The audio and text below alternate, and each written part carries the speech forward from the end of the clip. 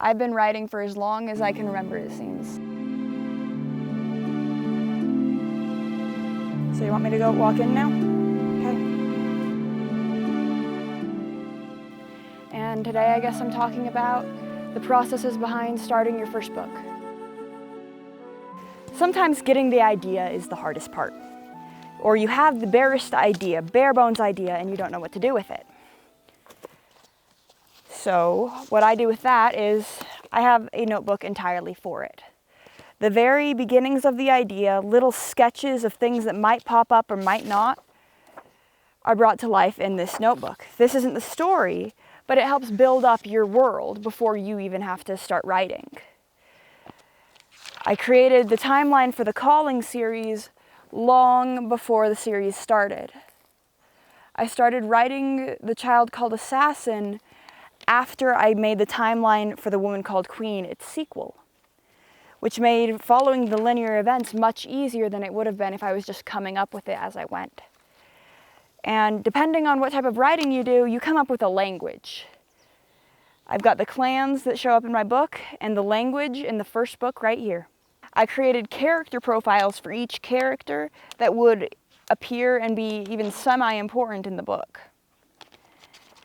Each one of these gave me enough background to write every character differently, which is, again, difficult when you're starting off. A lot of characters will have the same tone of voice, even if they have wildly different backgrounds. Plotting out their backgrounds and what they say is going to help when you're writing their character voice and their mind voice. Again, this is the newer version of the first part I showed you.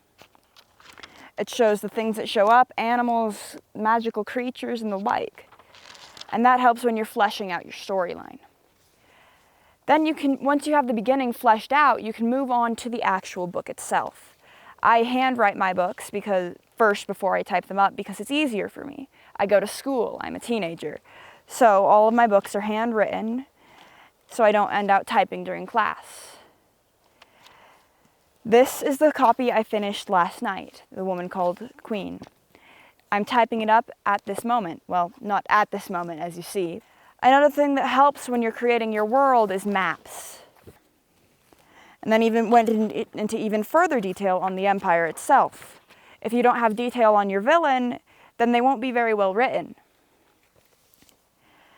And from there on, once I'd finished that, I go on to type it up on a lovely little laptop. The cover can be created anytime along the line, but afterwards you usually have enough knowledge to create something that makes more sense with your story. So, as of about this morning, I created, if it will load, the cover for The Woman Called Queen. Prior look to what it will be, this is the first draft that maybe changes between this one and the published version in May of 2020. But that is the plan. There's a lot, I use Ibis Paint X, a drawing app. It's free on the iPad to design and create covers and art for my books. And it's a lot easier than many other apps that I've seen. And again, it's free, which means a lot because I am a high school student that does not have a lot of money. From there I go on, once I have the cover and the manuscript itself made, I go to KDP Select, which is an Amazon affiliate that allows you to publish your book for free.